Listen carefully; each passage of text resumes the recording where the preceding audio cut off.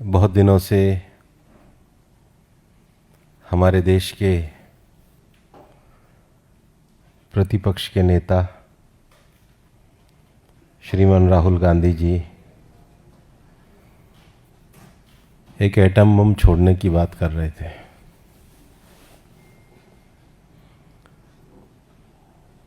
मेरे को कल किसी मित्र ने कहा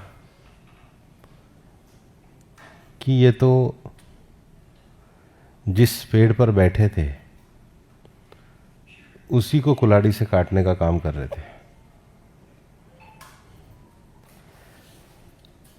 और सच कहूं तो कांग्रेस के युवराज प्रदेश के प्रतिपक्ष के नेता की भाषा का जो अहंकार था वो हमारे काम करने वाले चुनाव आयोग के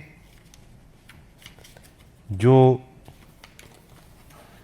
कर्मचारी हैं उनके लिए था। Rahul Gandhi has said, and I quote, "When we come to power, there will be consequences for election commission officers, big and small." क्या देश की संवैधानिक संस्थाओं के कर्मचारियों के लिए ऐसी भाषा प्रतिपक्ष के नेता को शोभा देती है? इस देश में सेना के गौरव पर कोई अटैक करते हैं तो राहुल गांधी करते हैं, और सर्वोच्च न्यायालय की टिप्पणी सबके सामने है। दूसरा, सुप्रीम कोर्ट की टिप्पणी पे कांग्रेस के नेता सुप्रीम कोर्ट को ऊंचा नीचा बोलने में नहीं चूकते। इस देश में इस देश की आर्मी, इलेक्शन कमीशन, पार्लियामेंट, ये सब ऐसी संविधान संस्थाएं हैं जो स्वायत्त और स्वाधीन होकर के काम करती हैं, और हम सब इसके द्वारा पूरे तरीके से नियंत्रित हैं। और इसलिए कोई इंडिपेंडेंट बॉडी किसी भी पॉलिटिकल प्रोसेस को फॉलो करती है तो उस प्रोसेस को सभी लोगों को मानना चाहिए, क्योंकि चुनाव आयोग, न्यायपालिका, इनको हमने संवैधानिक दर्जा देश के संविधान में दिया, और संविधान का पालन करने वाले का कर्तव्य है कि वो संवैधानिक संस्थाओं को अहंकार वाली और धमकाने वाली भाषा का प्रयोग ना करे। बात डाटा की चलती है तो जो मेरे मित्र कह रहे थे कि नेता प्रतिपक्ष राहुल गांधी जी कितना बड़ा झूठ तैयारी करके बोल सकते हैं, बिना तैयारी तो कर ही नहीं होगी, इतना बड़ा प्रेजेंटेशन दिया था। आपको सुनकर के उनका बुनियादी वाक्य था, महाराष्ट्र में 1 करोड़ वोट बढ़े। मेन बुनियाद तो यही है उनके भाषण की। इलेक्शन कमीशन ऑफ इंडिया की वेबसाइट पर है, 2024 में महाराष्ट्र विधानसभा में वोटर थे 9,71,41,289। आप लोग भी जाके देख सकते हैं। Again I will repeat, 99,71,41,289।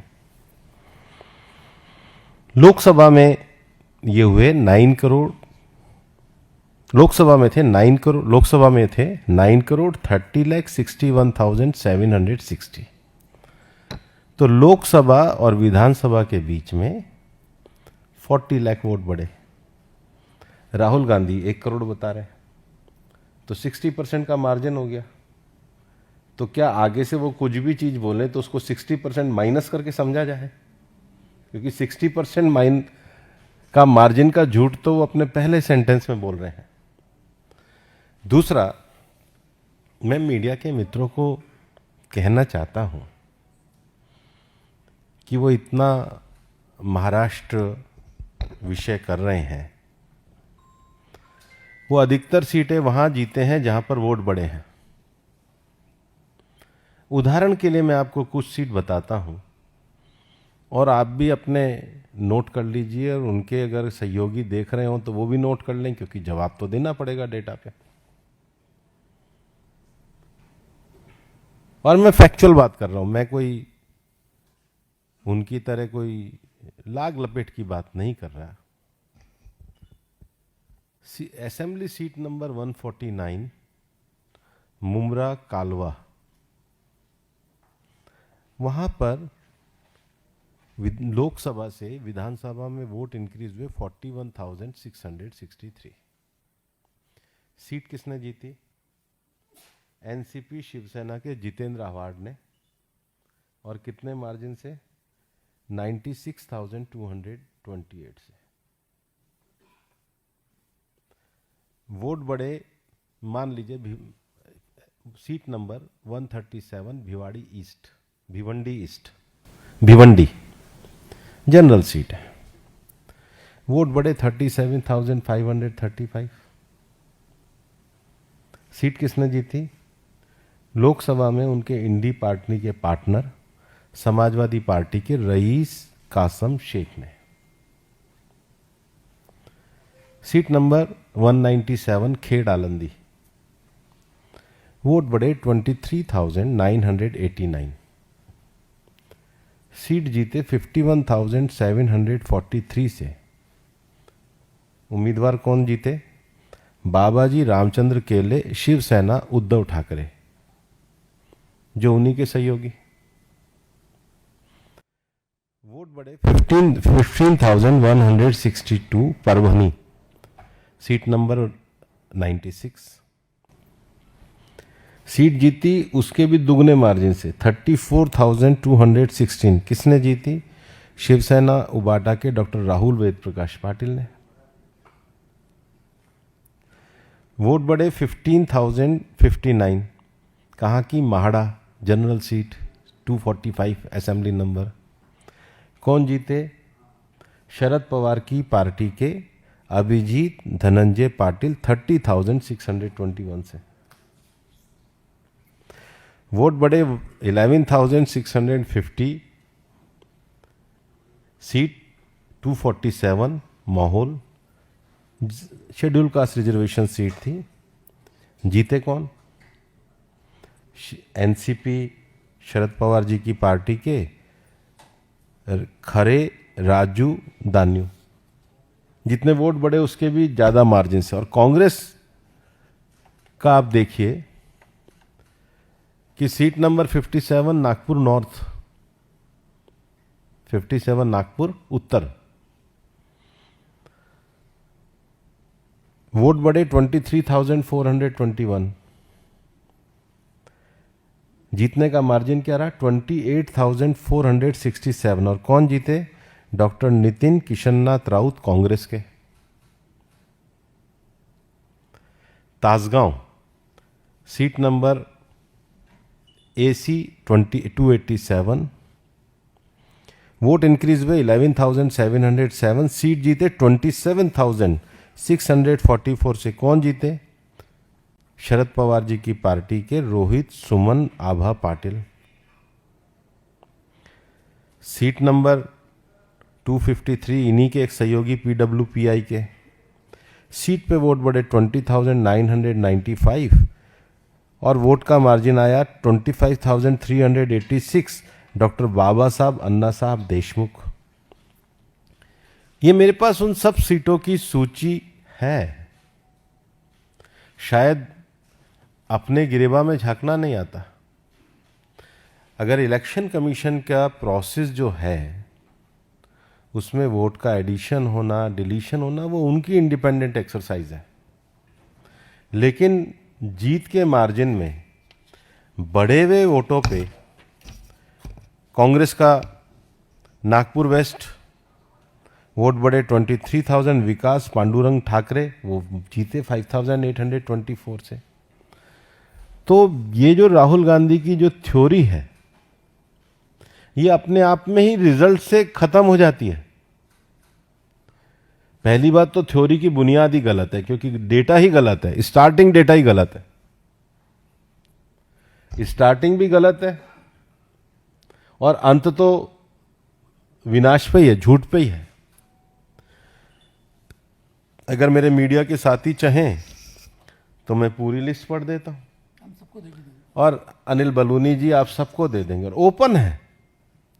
लेकिन ये देखना चाहिए कि एक प्रतिपक्ष की पार्टी चुनाव हारने के बाद किस तरह लगातार तथ्यों के आधार पर झूठ का काम कर रही है।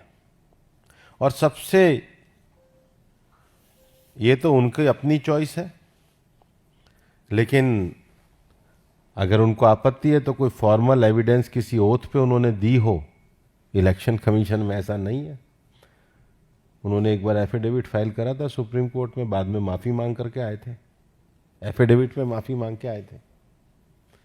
तो अगर है तो ये उनका और इलेक्शन कमीशन के बीच का काम है।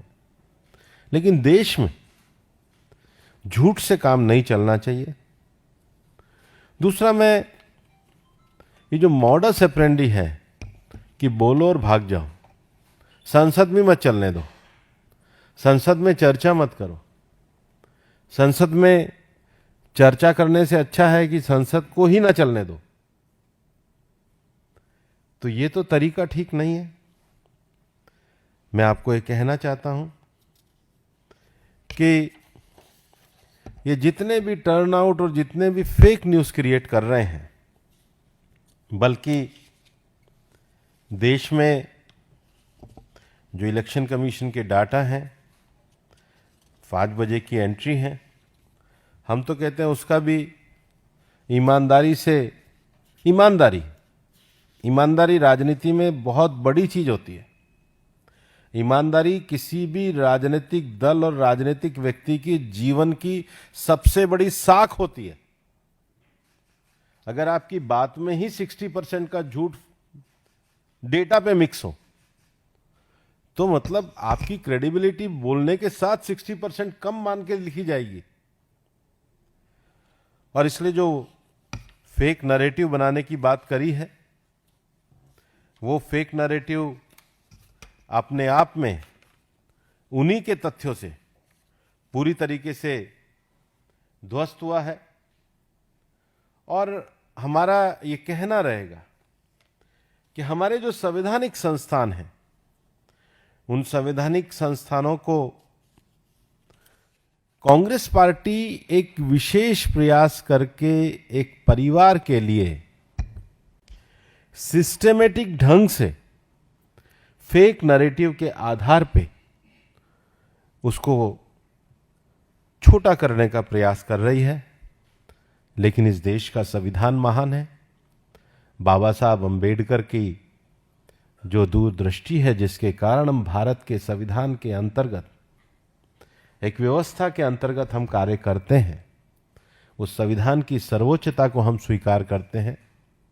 और ये झूठ के नैरेटिव अपने आप ही जनता ने 3 बार ध्वस्त करे हैं, और भविष्य में भी ऐसा होता रहेगा, क्योंकि 60% मार्जिन रखने वालों की क्रेडिबिलिटी इस समाज में रहेगी नहीं।